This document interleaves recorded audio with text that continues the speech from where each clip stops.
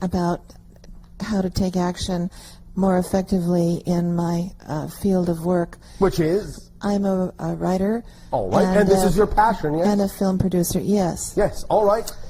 And taking action more effectively. Well, specifically in reference to one element of this business. Yes. I feel very confident and have been successful as a writer for many, many years. All right. And as a producer too, I feel that I'm doing well in the all the creative all right areas of that. And what area are you seeking to enhance? What I'm seeking to enhance is my comfort level with raising money. I'm involved right now in organizing a really fabulous documentary project. Yes. Why are you uncomfortable in raising money? Well, it's I have never been required to do this by myself before, for one thing, and also So you do not believe you necessarily possess the skills to do so? That's part of it. All and right. Also I don't I don't have any particular in-depth training as far as finances are concerned. I feel very comfortable in the creative end with everything and the people. Why and is all this of that. not a creative aspect? Maybe you are simply defining it in a way that doesn't serve you. It is a creative aspect of the project as well, to raise the money, is it not? Certainly. Well, then why not go about it more creatively? When you ask me that question, I feel like I just walked into a brick wall. I don't know. All right, well, at least walk into the brick wall creatively. The idea being is that your definitions are getting the better of you here. You need to redefine the whole concept of your relationship to money, raising it, your ability to do so, and see it as something that is actually part and parcel of the creativity of making the film. It is not a separate issue.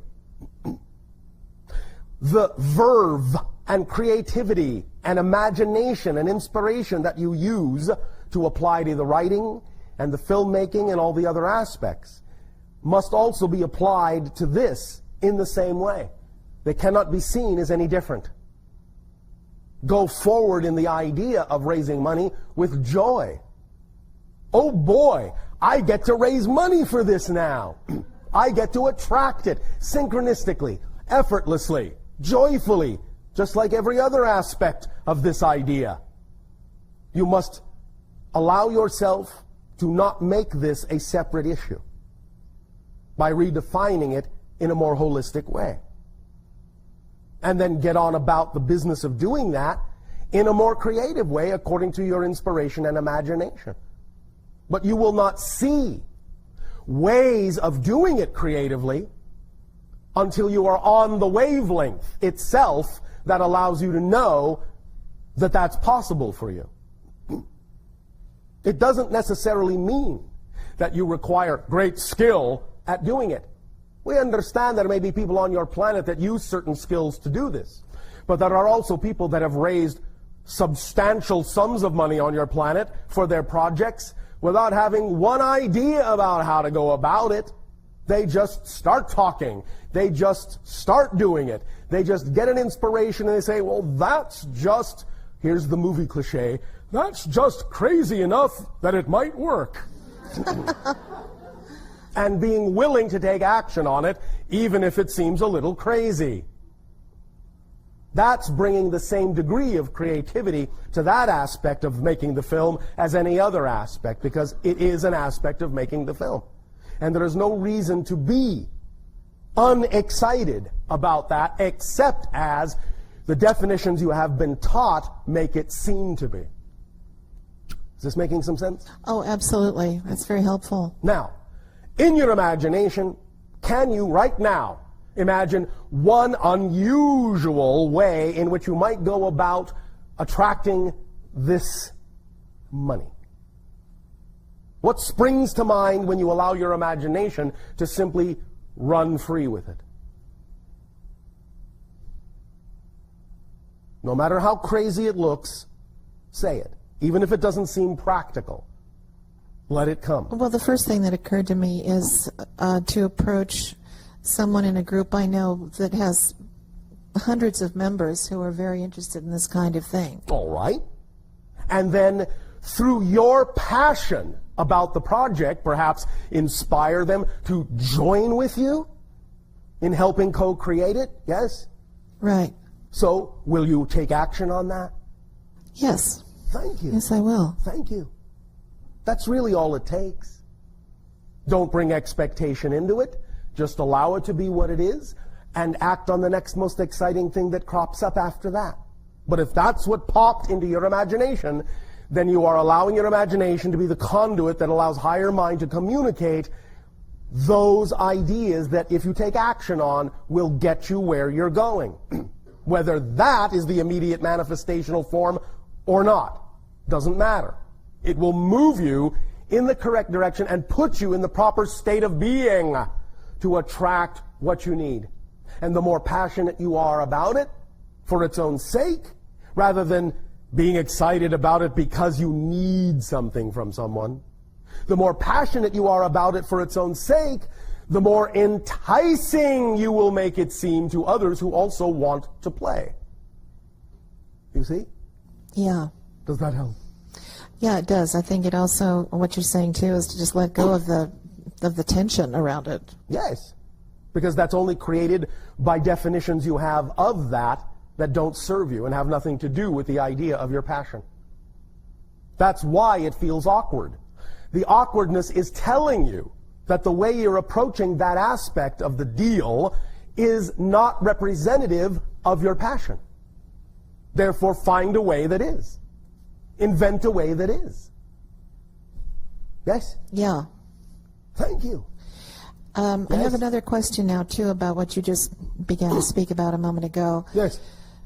In fact, a couple of them. I am still having trouble trying to figure out how to understand the idea of history in chronological time. Yes. And everything occurring simultaneously. For example, Yes. the one image that keeps coming to mind is, in 16th century England or Yes. London, Yes. the costumes looked a particular way. Yes. And they they're- still do in that reality. But we have the same city in No, this you year. don't. No, you don't. That's Different where you're city. getting confused. It's not the same city. It's not the same reality. It's just a different version. Then what is memory? For those of us, Good question. if we have memory of what we think of as Memory past lives, is what's created in the present. Memory does not come from the past. It's created in the present. Memory is simply a cross-linking, a cross-connecting to another reality that you then put into a linear space-time framework for your convenience of continuity. Look at the analogy that we have often used. You are in the film business, so look at the analogy we have often used of the film strip. You know that if you look at the strip of film, one frame at a time, one after another, it's going to appear to be a continuous motion from beginning to end. But if you're the projectionist, you know that you can simply hold the film strip out between your hands and see all the frames at the same time. Just because you might experience the beginning through the projector and the ending through the projector and all the things in sequence when it runs through the projector, when you don't run it through the projector but just hold it in your hands, you can see all the frames at the same time and can look at them in any order you want. Does that make sense? Yes. So, reality is exactly like that. What you call 16th century London is a frame on a piece of film. What you call 21st century London is a frame somewhere on that film strip. They both exist at the same time. If you look at them through the projector, you will see a historical continuity and a progression. If you just look at them simultaneously, you'll see both of the frames on the strip at the same time. Does that help? So in other words, perhaps if you're working from a historical point of view, if you're, say, doing a historical book or Yes. film, Then it serves you to choice. look at it as the projector looks at it. Okay, so it's really a choice of Yes. how you choose to look at it. Yes. It's holographic. Depending upon your point of view will determine exactly how you see it. But all of them are correct. All the points of view are correct. It's just what serves you at any given moment for what you are doing. That's all. Does that make more sense? Yeah. Does that help? Yes, yes it does. And then lastly, regarding something you said a few minutes ago Yes. about, choosing to exist in the reality that you prefer, and Yes. that you can't change the world. You can only change yourself. Yes. Well, Yes. then why bother? If I prefer to live in a world where there's no torture, where Remember there's no what we said about famine. the idea of process and the idea of experiencing creation in action and what you learn from that? That's valuable. That's why bother. Because that is its own experience. Because it's not about changing someone else. It's about what you learn in your experience of being an aspect of creation. And then, in a sense, adding that perspective to creation. To give realization to another point of view in creation. That's why bother. Do you understand that? The value is in the experience. So in a sense, the experience adds value to oneself and to the whole of creation. Is that what you're saying? It validates all that is. Because it is a real, valid experience of all that is. And to experience it, in that sense, validates all that is and the aspect of it experiencing it. And that is an experience of value and appreciation. Does that make more sense? Yes. But what is then the difference between, say, where perhaps we are now, or at least Yes. where I am, and a bodhisattva? Then What is the difference? where is the difference in process? What happens in... It's a difference in the level of frequency represented by the degree of appreciation.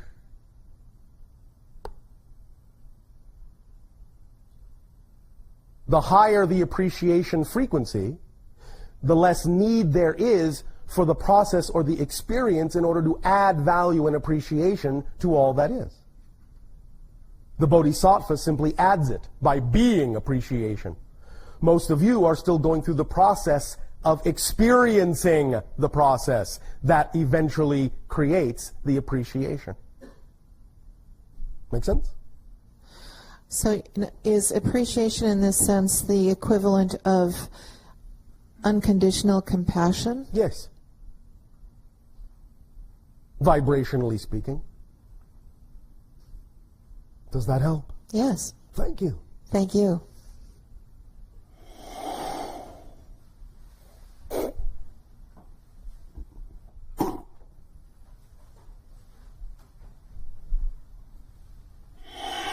Hi, Bashar. And you good day. Good. I have two questions. Yes. One is, if I'm passionate about someone's life, can I change that person's life? No. Okay. You can, however, offer them an opportunity to choose to change their life. That's all you can do. So if you are, in that sense, passionate about them and loving, you can allow them to experience that there is an opportunity, a choice that they can make. But if you're loving, you have to allow them to make whatever choice they choose to make. Yes, that's true. Yes, I know. Okay, then... Does that help? Yes, it's very helpful. All right. I'll be, I'll Yes, be I know. loving, yes. Thank you. Well, your choice. You Yes. don't have to be. I choose to. Thank you. Okay, the second question is, Yes. in terms of passion, Yes. I, just like you said, when I started to take actions, things started to Yes. fall into place. Yes. And I'm grateful for that. And I have some challenges. Yes, of course. Why? Which are not necessarily negative, just challenges. Right. You know, I finally got a job, and it's a part-time job, but I, love being at work. All right. And I started taking classes. Yes. And then now, after next month, we don't know how to pay the rent because I'm not making enough money. All right. And so what will you do? And then I've been thinking maybe I should just quit those classes and being a waitress or something to make some money so that we can pay the rent. Remember, as we have said, you must always honor your belief system so you don't just jump off a cliff. If you believe that it requires a certain kind of lifestyle in order to be supported in your reality, then you must honor those beliefs and not allow yourself to leave them behind before you are actually ready to believe that your passion can support you. So do the passion things at whatever rate you are comfortable allowing yourself to do them, while at the same time acting on the beliefs that may still exist, that may not be the ideally preferred beliefs, but if you still believe you need them, hold on to them for as long as you believe you need them, and take action on them in the appropriate manner until such time as you believe you no longer need to be supported. But you can demonstrate that to yourself by matters of degree. Whatever time you do have while you are supporting yourself through your old beliefs, whatever time you do have free to act on your passion, as we said earlier, you can act on bit by bit and bit by bit. If you allow your passion to grow, it will show you that it can support you more and more and more. And when you tip the scales and cross the threshold where your passion is supporting you more than the old beliefs, then you can begin to really let the old beliefs go, now knowing from your own experience that your passion can support you. Do it at whatever rate is comfortable for you in terms of making that kind of a transition. It does you no good to just dump your old beliefs and act on your passion only if you really don't believe that your passion can support you, because what that means is you actually haven't dumped your old belief. Okay. Make sense? Yes. And what about, like you mentioned that I don't need to dump that old belief system, but how about accepting that new belief system? Yes. And really believing that my passion can support me in Yes. some way. I don't know how. Yes, and you don't have to know how. Right. All you need to do is act on your passion to the best of your ability in whatever time your belief system allows you to do so. And eventually, if you're open to it, your passion will synchronistically show you that it can begin to support you. So, I mean, what I'm saying that you said you don't need to, and it sounded like you said I probably shouldn't. I said you don't need to let go of the beliefs that are supporting you before you find out that the beliefs you would prefer to support you can. Okay. Is that clearer? Yes, it's clearer. Thank you. Okay, so, then I can just shift my energy toward believing that my passion, if I just follow the passion, everything can follow.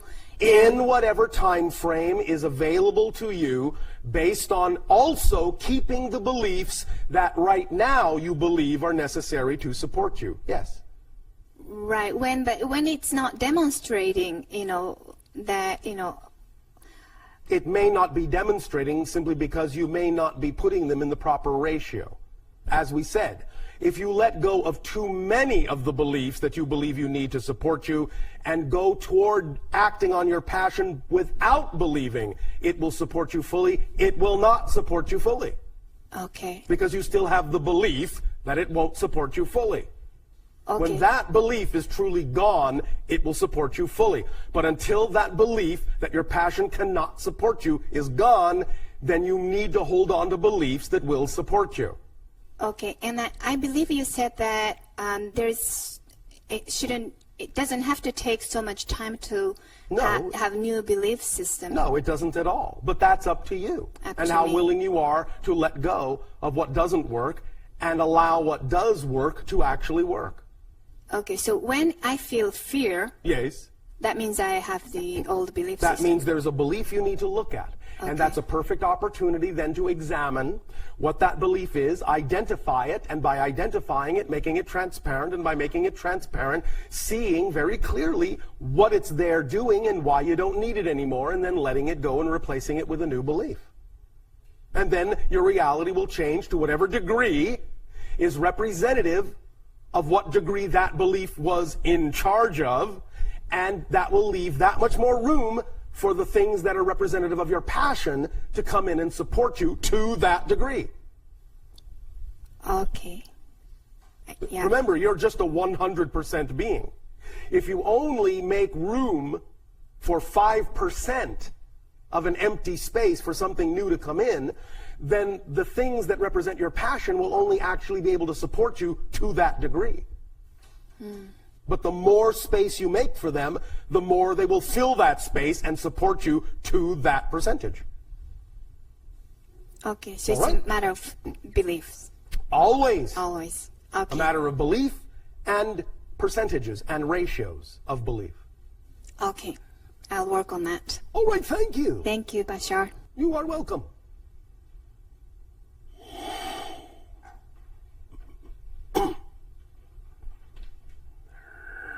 Good afternoon, Bashar. And to you, good day. How are you? Perfect, and you? Good. I actually brought a little show and tell, Oh, all right. and I find something very synchronistic about Yes. today. Yes. We were just talking about free energy, and Yes. we were talking last public channeling about a double helix cone Yes. fitting into itself. Yes. And you have begun to experiment. Yes, I've begun to experiment and actually brought one. Jill, could you hand me that box? Thank you. I just received this. I had a model made Yes. a couple of days ago. I just received it Yes. a couple of days ago, and I'll hold it up so everybody can see it. It's just a cone with this kind of a spiral around it. Yes. And I had a computer model this, and then a machine actually make this. Yes. Well, this is the template for the construction of the conductive material. Exactly. This is a jig that I wrap a coil around. Yes. And so I've done that. I just did this yesterday, or day before yesterday. Oh, all right. And it's basically two coils kind of Yes. spun into each other. Yes. Exactly as you were describing. Yes. Well, not exactly, because they're not insulated yet. That's correct. And in fact, I bought the insulating paint day before yesterday, so that's right, my thank next you. step. But I find the synchronicity so interesting because I've been working on this kind of on and off for the past several months, and just day before yesterday, I received it in the mail. Yes. So Thank you know, for your synchronicity. hours later, I wrapped this thing together, and the next day I'm showing up here at the channeling. So And there you go. It's so interesting. Yes. So my question for you, and I Yes. don't want to get too technical now, I will at a private, but my question for you is basically, how does this thing work? What is it? What is it doing? What am I? Okay, so I've got these coils. They're wrapped into each other. It is in What am I some doing degree here? the essence of what you call a capacitor and a transformer. Okay. The idea is that once you initiate a certain kind of electrical current through it, you allow it to become vibrationally sensitive because of its shape to higher frequency energies, which are then, in a sense, harmonically attracted to it and begin coursing along the same route. Once the higher frequency energies begin coursing along the same route, it sets up a self-reinforcing vibration that then can be amplified in a variety of ways and transformed, stepped down and transformed into electrical energy or various kinds of energy that you can tap and use I for your understand. devices on your planet. Okay, so basically, I need to kickstart it with a pulse, an AC pulse, or Yes. a DC current, probably an AC pulse. Yes. And then it'll start resonating. Yes. And it will, in a sense, drive itself. Yes. From which I can then start tapping energy off of it. Yes. Now, Now, this is the very beginning. I know. This is and the very very early beginning. I experimentational understand. I form. understand. This will improve and this will become more sophisticated. But first, it is necessary to do the experimentations at this level in order to then see that you're getting some effect, which will then guide you to the next stage of refining it. On that note, there are actually quite a number of inventors out there that have devices that are at the very beginning stages that actually show anomalous, quote unquote anomalous, energy being generated. It's already out there. This stuff already exists. Yes, I know. And they're in the basic stages, so they're figuring things out, just like I am. I'm just starting, you know. Yes. So, and this is the Essassani approach. Ah. Got it.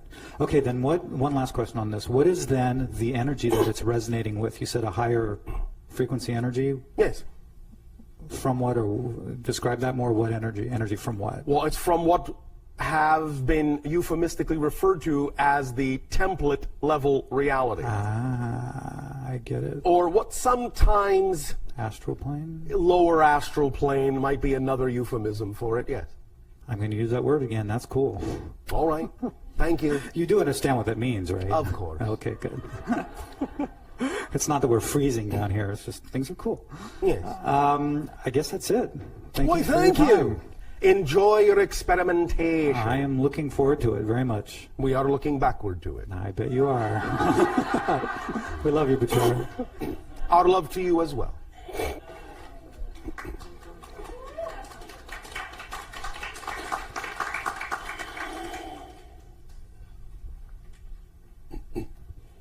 Hi, Bashar. And a you good day. Good day to you.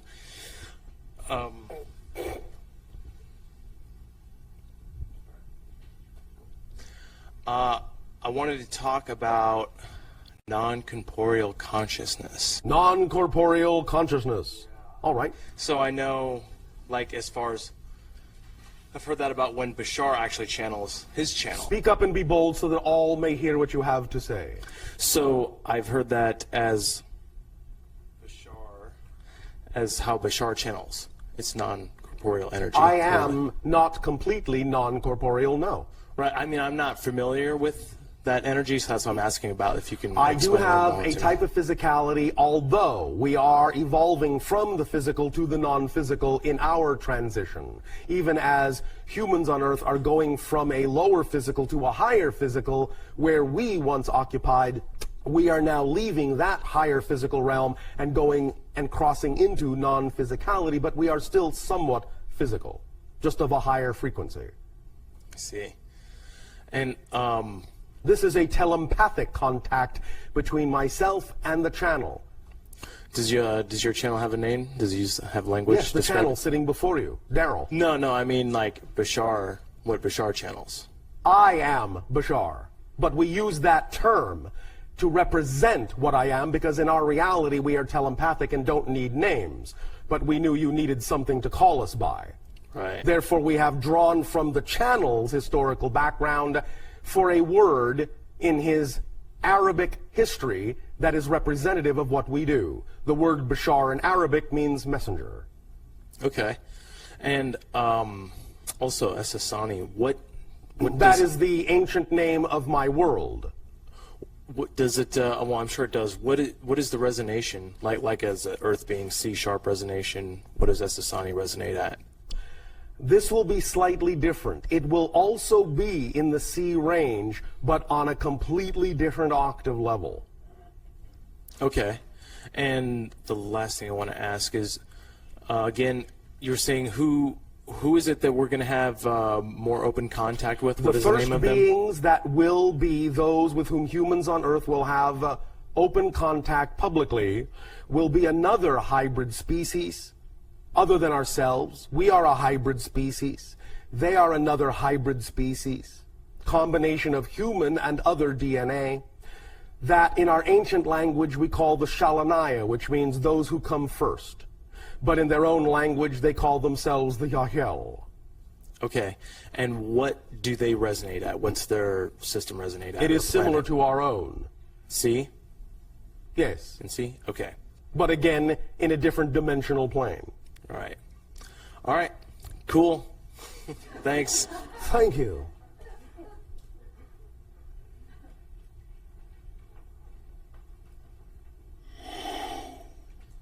Hi, Bashar. One moment. We are receiving more specific information. For you, ours would be a C with D overtones. Theirs would be a C with F overtones. Does that help you? Thank you. Hi, Bashar. And to you, good day. It's nice to interact with you again. And I'd just like to say that you're such a joy and such a love, and we greatly appreciate you for helping us. We thank you for the sharing of your own joy and your own love. Great. Speaking of yesterday, 1986, the summer of 1986. Yes. I was in Calabasas in the hills with a group of people attending a sky watch. Yes. Daryl was there, but he doesn't quite seem to remember, but I do remember seeing him. And we did, in fact, witness a UFO mothership. It was huge. And it was absolutely exciting. All right. They had red running lights, and the really neat part about it is they flashed their lights at us twice as to say hello, hi. Yes. And ever since then, yeah, and I remember one time you did tell me, yes, you did see that, but I never asked who they were. And I've been trying to figure out who it was. I had 3 ideas, but I'm not sure, and I thought maybe you could help me on them, and the feeling of that they were family or friends or something. Yes. Very connected Yes. to me. It was a combination of beings, some of whom were gray, some of whom were hybrid, some of whom were Pleiadian, some of whom were Sirius. Wow, well, that's. There was one group, Ashtar Command, that I originally felt that I was told they were, but I never No. felt. Thank you, because I felt it was something different. Yes. The Ashtar Command idea is an Earth interpretation of a higher level consciousness that is simply interpreted in your reality as if it is an extraterrestrial civilization, which it is not. Okay. Well, they were friendly, and I was Yes. just so excited to Yes. see that. Thank you. Been asking to see again. There's a book, Rachel's Eyes, about hybrid. Is that a true book? And do we have hybrids living among us? In essence, there are concepts within it that are accurately represented, but some of it, in a sense, is also an analogy or a metaphor. Okay. Okay. And one last question about obligations Obligation. versus guilt. I mean, I realize today that I can be passionate about the obligations that I have to perform. Yes. And Well, but- it's about being responsible to, not being responsible for, responsible to myself. and to others. Okay. Being yourself is being responsible to others, Okay. but Great. you cannot be responsible for others. Right. That I understand.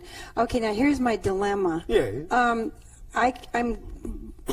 being fragmented. Everyone's pulling at me. I'm East Coast, I'm West Coast, my family, my parents, they're elderly, my children, this and that, friends. Yes. So then I get to the point of feeling guilty. About what? I start to get angry. At my obligations turn into a little bit of frustration Yes. and anger because everyone wants a piece of me and I don't have a piece of me. And I'm trying to, I just feel fragmented and I All want to be right. whole Well, when again. will you spend time with yourself? When will you piece yourself back together? P-E-A-C-E. Okay, that's a good question. Thank you. So when will I? When will you Oh, well- piece yourself back together? Okay, well, help me piece myself. Let me, while you're pondering that, point something out. Mm-hmm. If you are not allowed to be who you are, you can't help anyone else anyway. Exactly. Thank you. Exactly. 'Cause I And found- when you are who you are and follow your passion to the best of your ability, then everything will organize itself to the degree that you will then understand to what degree it is required as your responsibility to others that you need to interact with them. And beyond that, it will not be your responsibility, and anything beyond that that they are telling you is their issue, not your issue. You understand? Yes, that's the guilt part that I was Yes. feeling, and I wanted to clear that Does up. that help clarify? Absolutely. Thank you. And thank you very much. You are very welcome.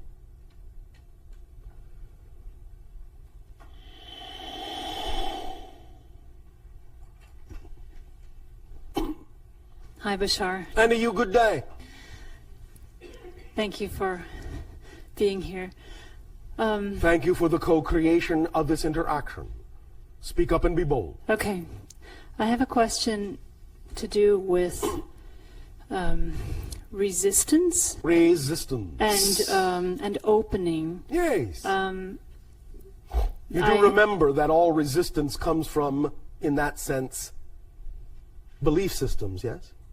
Right. And you do remember that all pain comes from resistance to the Right. natural self, yes? Right. All right.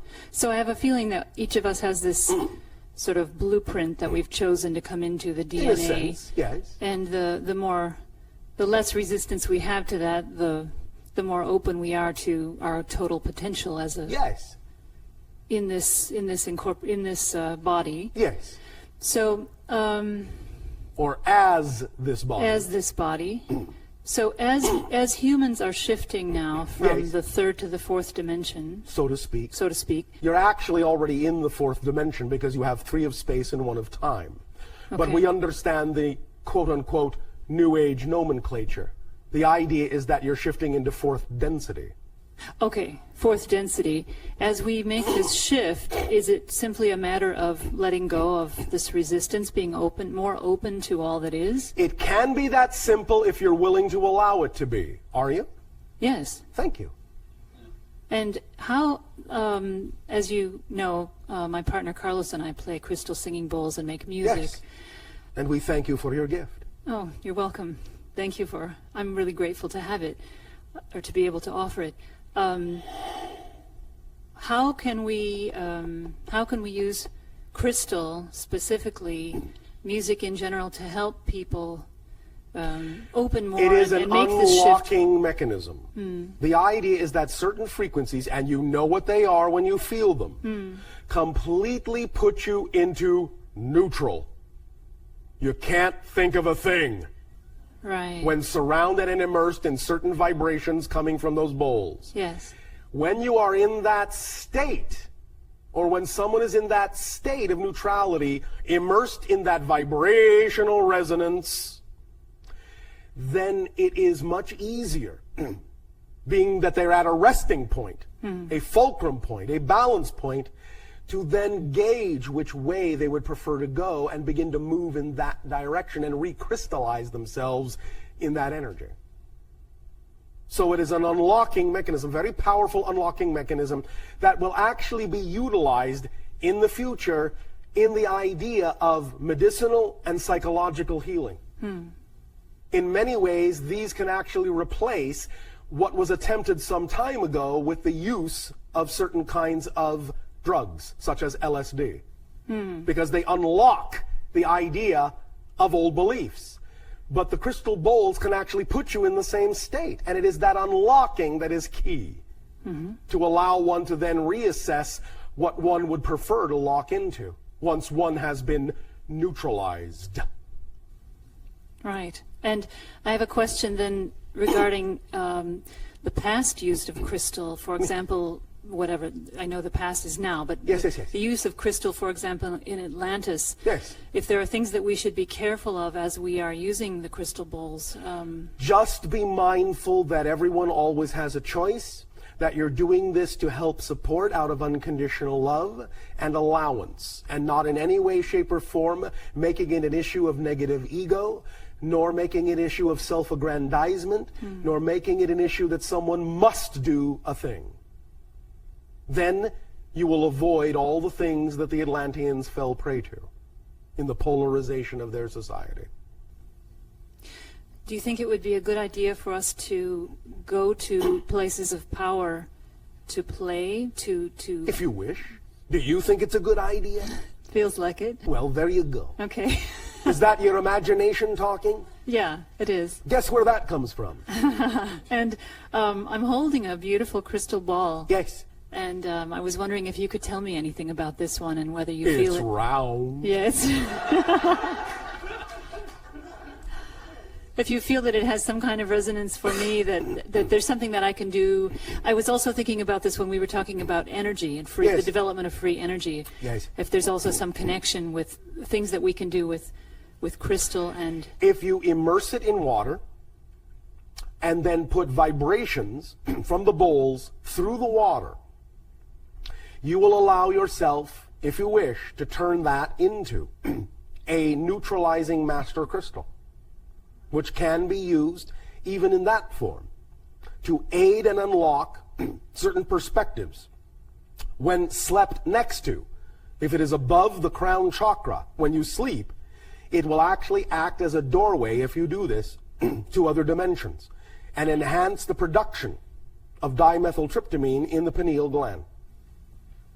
Is there a certain frequency bowl that I should use? The one that allows you to feel that you have been neutralized. Ah, okay. All right? One more question. Yes. Among the Essassani, I'm curious, so in the fourth density, Yes. We are going from fourth to fifth. right, as you shift, I would assume that your interests are changing. Yes. You're exposed more, is it true that you're exposed more than we are then to all that is? Because you're shifting into this We higher allow density? ourselves to be, but that doesn't mean that we have more ability to be. You have all the same ability, but we allow ourselves to be more exposed, as you put it, to all that is. Yes. And what do you, so is that,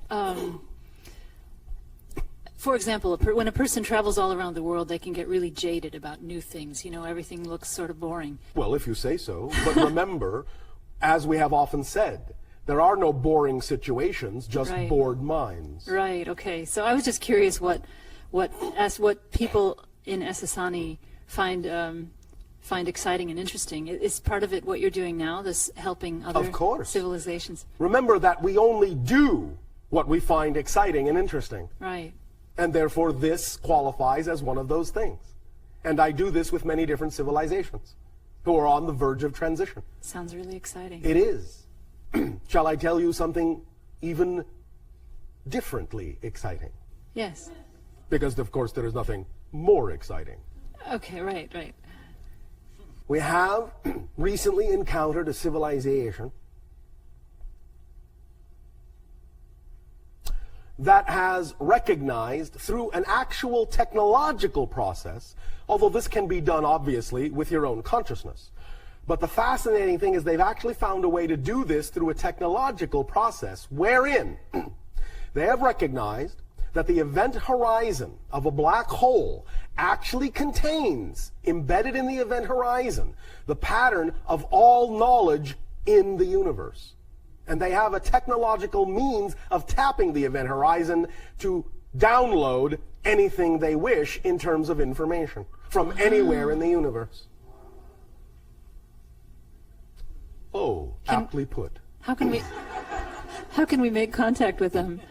You will not for some time physically, but again, if you neutralize yourself and think of that idea and think of them, you can allow some initial contact to begin on a consciousness energetic level, and they are more than willing to allow any of you through your consciousness to tap into that device and download what you wish, as long as it serves you. What's their name? What's the name of their civilization? It doesn't translate. Now, I can give you this, but it is only an analogy. All right? Yes. All right. Refractorum. Refractorum. They are completely non-humanoid. They appear to be much like metallic, elastic bands in complex configurations. In a world you would find almost unimaginable.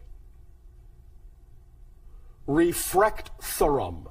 And that is the roughest approximation, barely capable of being translated into your language. Many of those sounds and letters are nowhere near accurate at all. But it will do. Refractorum. And to help you understand that vibration, there are no vowels in that name. So if you're going to spell it out, it is similar to what you find in the Hebrew language, where only the consonants really appear. So you would have what might pass for the R, the F, the R, a K, a TH sound, an R, and an M. Mm-hmm. You understand? Yes. Refractorum. But there are no vowels in the word or in the vibration at all. And when we, is part of the difficulty in translation that there's just such a small piece of shared reality between Yes. our civilization and They theirs? are in a completely different dimension, unlike anything you have ever seen. And when we make contact, then there suddenly is a shared reality. We create a shared reality. You are creating what part of a shared reality is possible between you. Yes, but the conduit only needs to be narrow because you're just talking about downloading information from the black hole.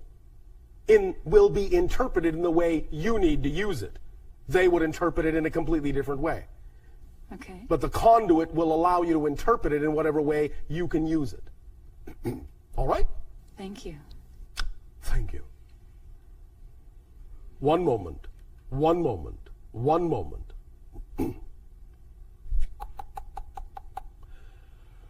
We must, at this timing, extend to each and every one of you our deep appreciation and a reminder that of all the things to come, they also all exist now, and you have access to them all. Today is yesterday's tomorrow. It's all the same. It's all one. It's all here. It's all now. By acting on the downloads you get, in moving in the direction of becoming more and more and more, the state of being and the vibration that you know to be true for your natural self. And just being in that state for its own sake, for its own sake, for its own sake. Then all the walls and all the barriers and all the borders dissolve. And everything can come through that needs to come through to let you know you are upheld and supported and carried forward in the arms of your higher mind and all that is, unconditionally, faithfully, eternally. Fear not, for all you will discover in your fear is more of yourself. We thank you for this co-created transmission, our unconditional love to you all, forever and ever. Good day.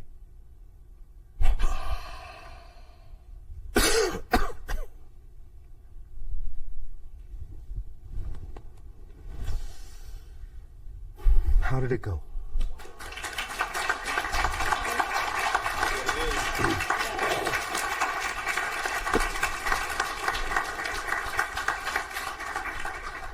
Did you have a good time? Yeah, it was great. Well, thank you everyone very much for being here this weekend. We really appreciate it. Thanks a lot. Before you go, one last thing is, could someone hold this for me for a second?